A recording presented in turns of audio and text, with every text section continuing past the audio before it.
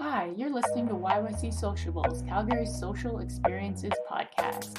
I'm your host, Sarah Sociables, here to tell you about all the good stuff happening in the city. In between these weekly podcasts, get your fix by following me on Instagram at sarah.sociables. Alright, in this week's episode, I'm talking about the fun stuff happening in Calgary from Monday, December 14th, which is today, to the end of the week, Sunday, December 20th.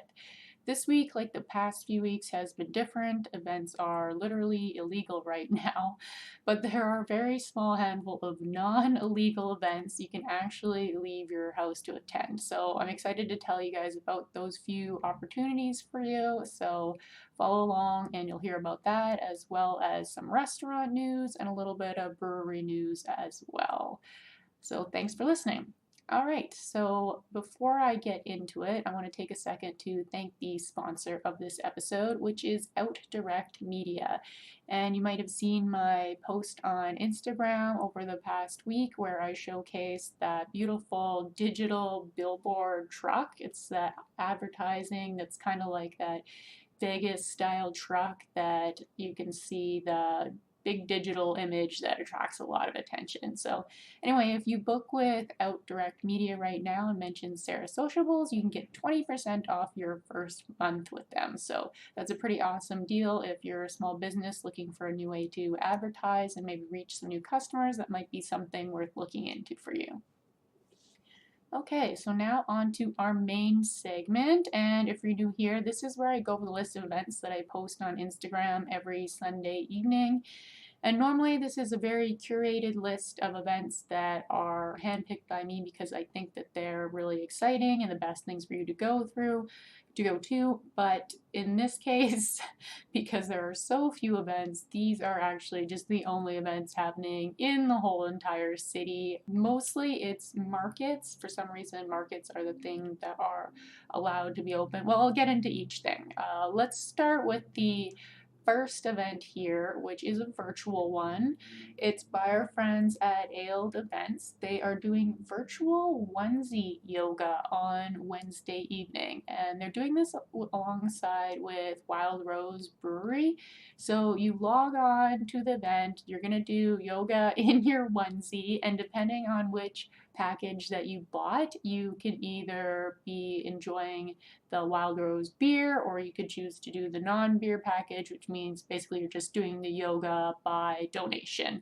So yeah, they have different packages, which is by donation, just do the yoga, get the beer, which is $30, or if you want the Wild Rose Brewery onesie, I believe it's like a Wild Rose brand onesie anyway, then that's $128 if you want to get the full package. So I like this event because it's really creative of eyeballz Events to jump into doing something virtual but still has some different aspects to it.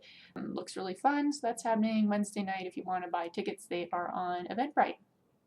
The next event I want to talk about is the Noel Light Festival. And I've mentioned this the last couple weeks because they did have some pushing back of dates, but now they are open.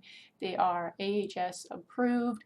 And the reason for that is because it's seen more as retail, so they can operate with that 15% capacity. So it's a huge atrium, it's in the BMO Center, and if it's only 15% capacity of what they'd normally be doing, there's hardly any people in there. It's very spread out. I did go to their opening night on Thursday, which was really fun. It was really beautiful to see all of the lights, and it was quite like there's more to it than I expected, because you walk in and they kind of have this little like maze of lights, and then they'll have like the odd vendor here or there so you can do some little bit of Christmas shopping, and it kind of just kept going and going. I was like, oh, it must be close to the end, but then there's the maze just keeps taking you on through more and more things, and they have all these like big lit up deers and Santas and trees, and it was just really cool. And towards the very end of it, there's food trucks, and the bulk of their vendors are there. So if you want to do your Christmas shopping, that's at the end of this light maze that you go through. So they are running all the way through, I think, like January 3rd or something like that. Every day except for Christmas Day, they have time slots that you book ahead online at, I think it's called noelchristmas.ca, and it's only $20 for tickets, so it's not too badly priced, I think, for the experience you're getting, and considering there isn't anything else to do right now, there's not a lot of competition. Oh, and when I was looking on the website, they had 30% off deal, so it's actually even less than the $20. So that is something to do if you're looking to get out and experience the world outside of your household. The other event that is allowed to continue is the Granary Road Market. And I've also talked about this one for the last few weeks as well, because it is one of the few things that's allowed to continue. And this one is nice because admission is free, and they do have the market there. You can get alpaca pics, which is kind of fun and different. I was creeping on their Instagram and I saw someone had like an alpaca engagement picture, which I thought was quite interesting. I think they like met last year at Granary Road, or one of the first dates was the alpaca picture. I don't know, there was some sort of story caption associated with it. So they like came back this year and this was like their engagement photo where they had the alpacas in the background. I don't know, go check out the Instagram, Granary Road's Instagram, and you'll see this engagement picture that I'm talking about. But they also have s'mores there and Santa pictures, so as far as I know, that market is continuing on this weekend, and this is the last weekend you can go to it though. The next thing that you can check out that is still on as far into the future as I can see is Zoo Lights. So that is daily from 5 p.m. to 9 p.m. And it's similar to the Noel Festival where you do book a time slot in advance and it's the same price. It's about $20 as well. So yeah, you can kind of pick where do you want to see your lights. You want to go to Zoo Lights or do you want to go to Noel Festival? I guess the difference there would be Zoo Lights, you're at the zoo, versus Noel Festival, you're in the BMO Center and you get that market too. I guess there's probably, as far as I know, there's nothing really for sale at the zoo other than maybe some zoo swag or something. I haven't been to Zoo Lights in like probably 7 years or something, so I don't know if it's the same. I kind of assume it's the same thing every year, but maybe it's more updated or different or smaller or bigger. I have no idea, but it's kind of that quintessential Calgary thing where you get your hot chocolate and walk around the zoo. So that's something still going that's safe that you can check out.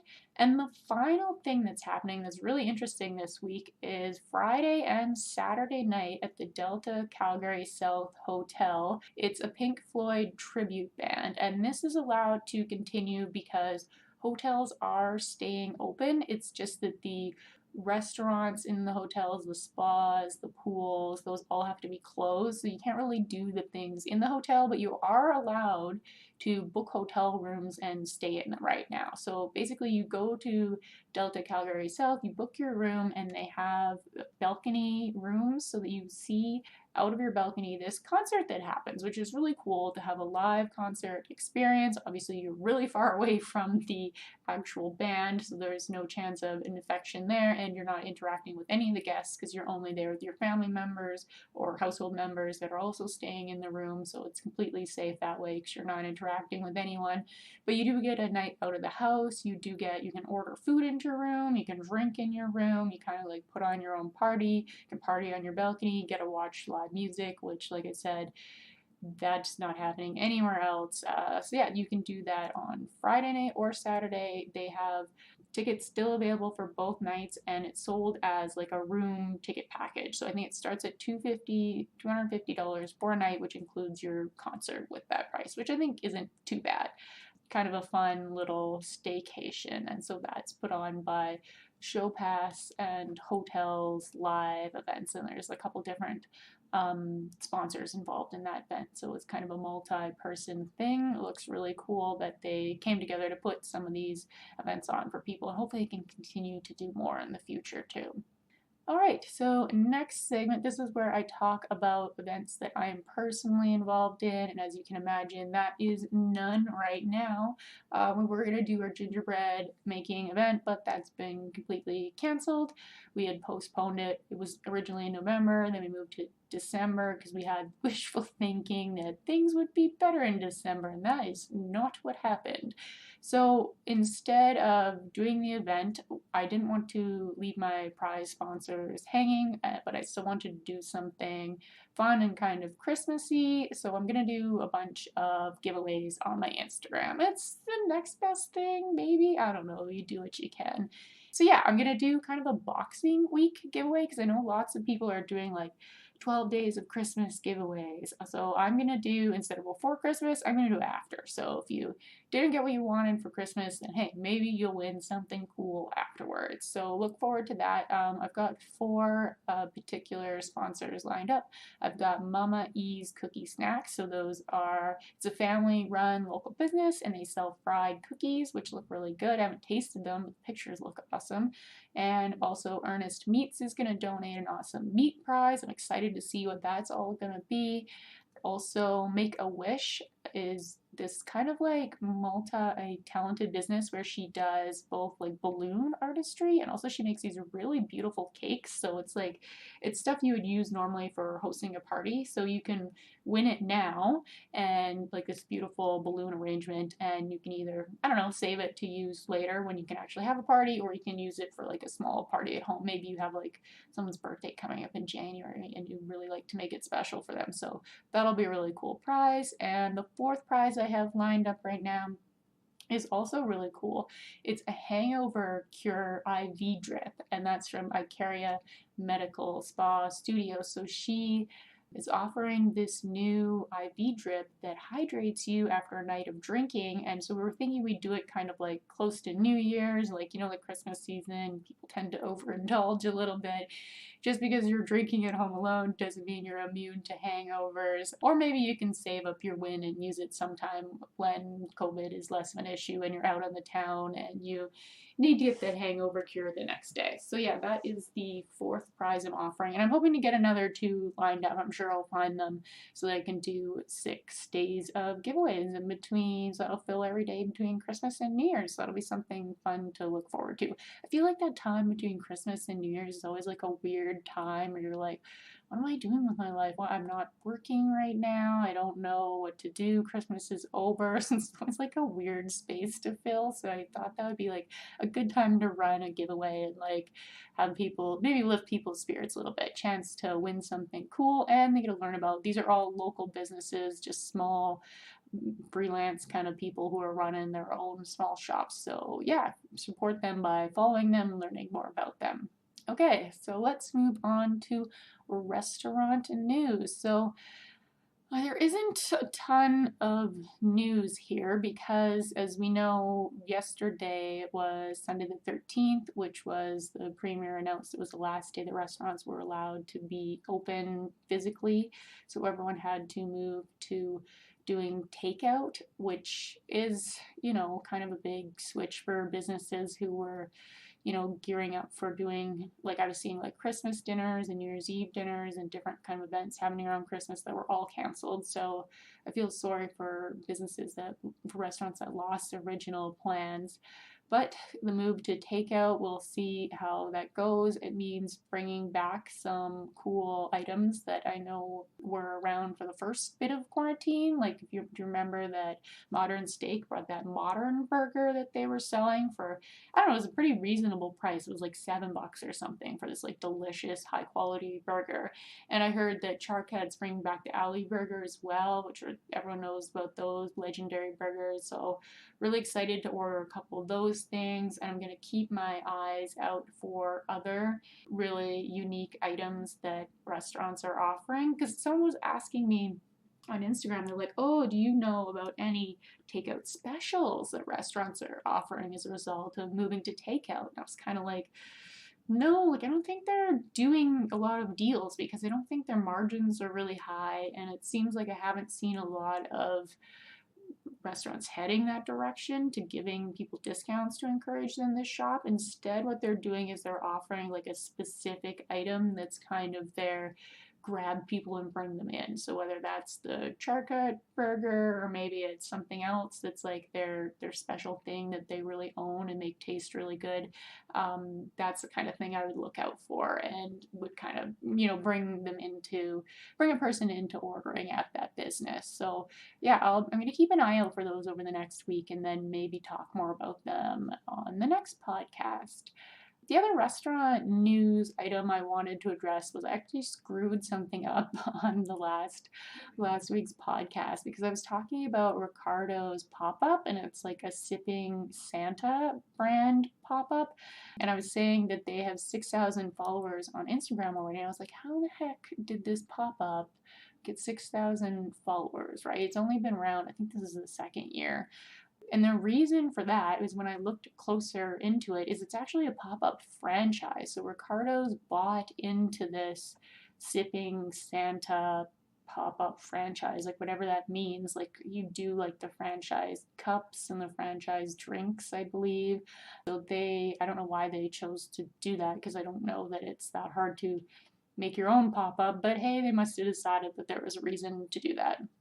I guess this Instagram or this franchise promotes them somehow. So yeah, I just wanted to correct that because the Sipping Santa is a franchise that Ricardo's is doing. It's not just Ricardo's only. And just kind of like an interesting fact if you were kind of curious about that Christmas pop-up thing.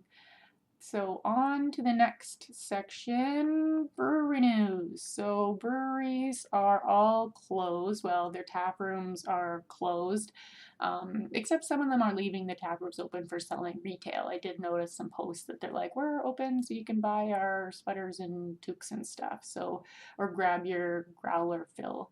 But most of them are completely closed, is my understanding, and moved to just takeout or beer delivery, depending on if they do sell food or not.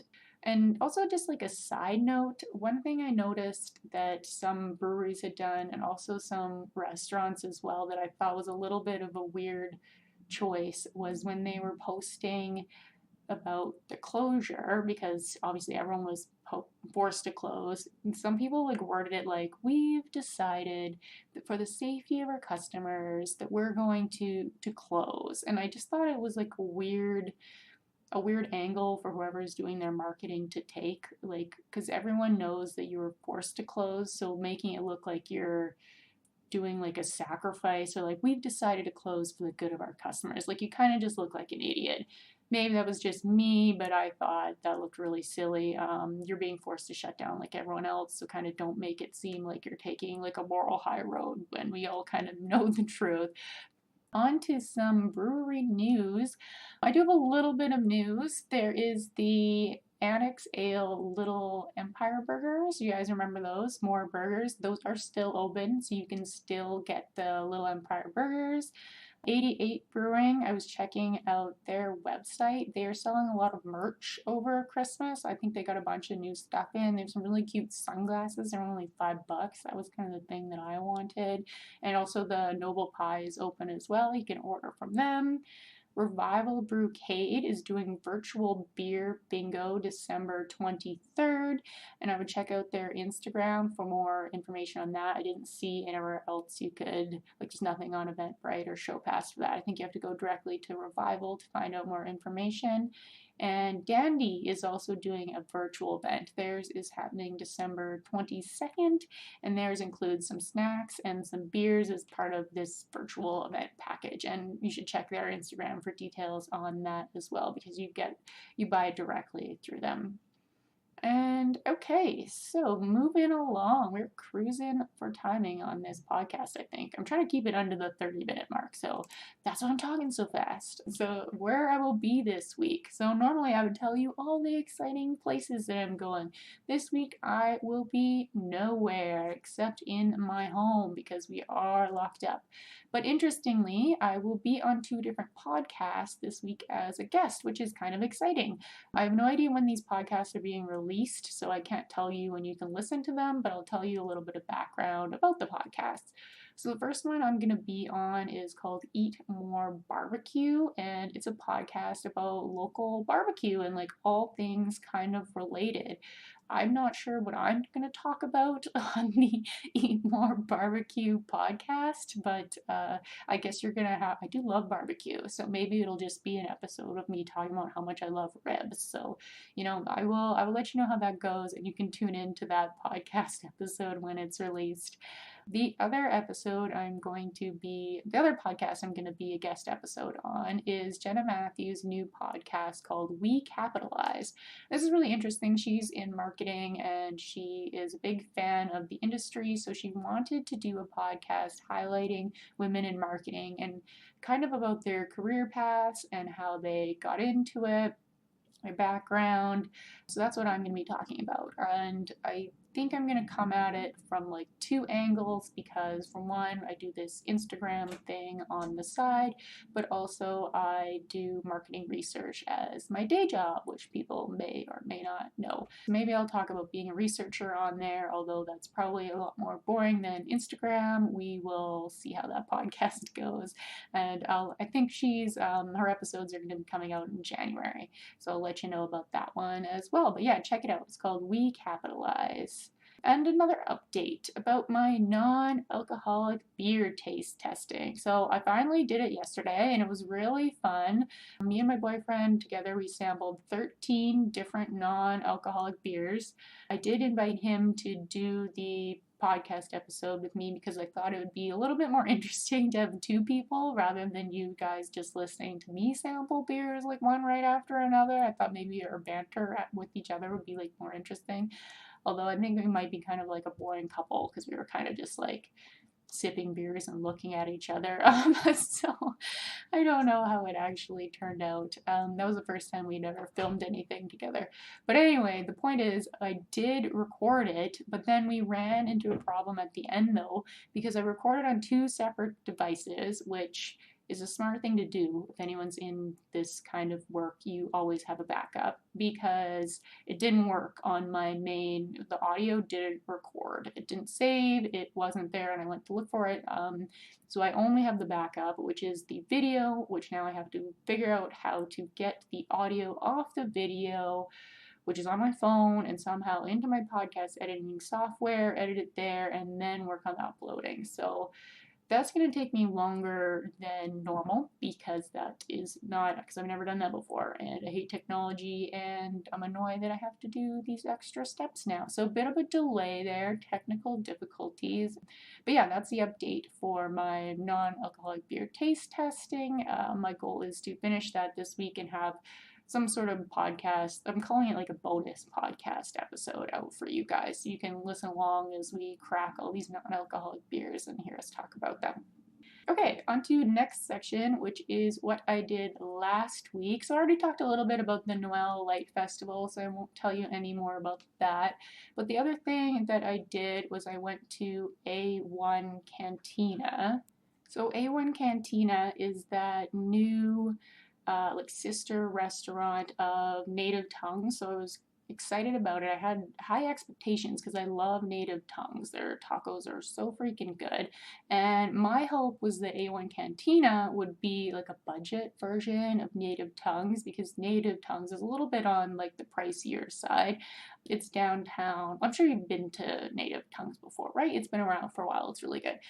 So I won't explain it to you guys. But anyway, I was hoping that A1 Cantina, which is in the Britannia area, whatever it's called, just off of Elbow Drive, would kind of be like a budget option of that. And so I'll tell you a little bit about my experience. I'm kind of on the fence about it. I did write a review for them on Google Reviews where I gave them 3 out of 5 stars, which is not like the best review. Like I liked the food. The food was great. The tacos were amazing. We also had some corn that was like, I don't know, fancy corn with some kind of like feta cheese, some kind of mix in there, and some cilantro. Delicious.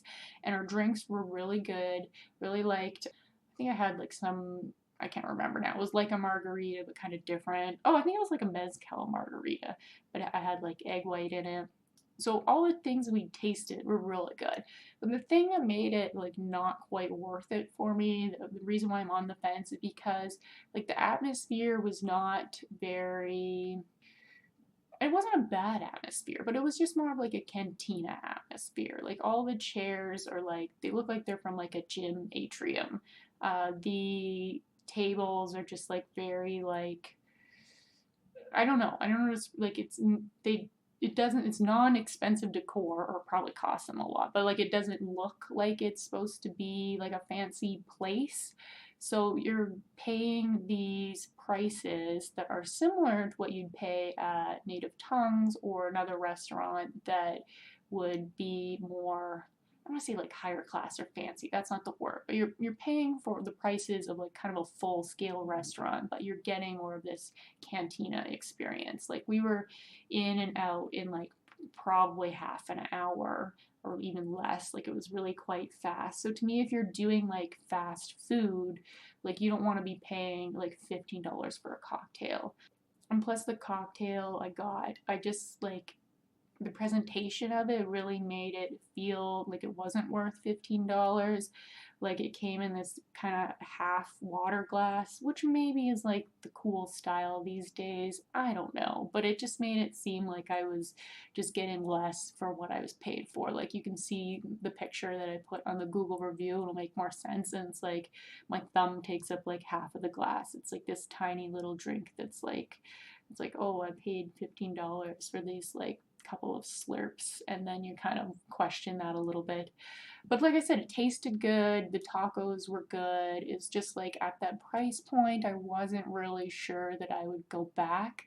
If they had like a cheap margarita night or like 2-for-1 appetizers or something, then I could probably be convinced to go back. If my friends wanted to go there or something, I'd be like, yeah, sure, like let's do it. Like it was really good tasting. I'm just like not feeling the price point for the cantina vibe. But that's just me. I'm a poor person. There was lots of people in there who seemed to be happy paying those prices. So like good for A1 Cantina. Hey, if you can get people to pay the prices and they see the value, my opinion doesn't matter. So just kind of interesting note, I did have that review up on Google Reviews, and the manager commented today to send him an email to like reply back about this, my experience. So I kind of feel like I'm in trouble for leaving them like a semi bad review. So I don't know if I'm going to email the manager back or not, because I don't know what to say. Just be like, yeah, I know your food was good, but like I just didn't want to pay that higher price. So I don't know. Maybe I'll email him back. Maybe I won't. I'm kind of just like on the fence about it. I'm not sure what it's going to achieve. I don't know if he's mad at me or not. Also that. But yeah, that was my A1 Cantina experience. Like I would recommend that you try it. Just like you're going to like the food. I feel confident saying that, but I just think like the prices are a little bit expensive. Like if you're thinking like it's a good place to take like a date or something, like I wouldn't really say that that's the case. Like it's not really, it didn't feel quite like a big night out. Like again, that's might be just me. All right, so I think I captured everything and more today, and we are at 28 minutes. So that is it for the week. Thank you so much for listening to this episode of YYC Socials. If you have any questions about any of the events or anything else that I rambled on in today's episode, feel free to send me a DM on Instagram. That'd be great. I'm so excited that you are excited about the things that I care about, and that really means a lot to me. If you got something out of this week's episode, it would help me out so much if you tell a friend about it, tell them to have a listen, tell them to have a follow, go to Instagram and find me at yyc.sociables. That would be much appreciated. All right, thanks again, and I hope you have a great week and a safe week.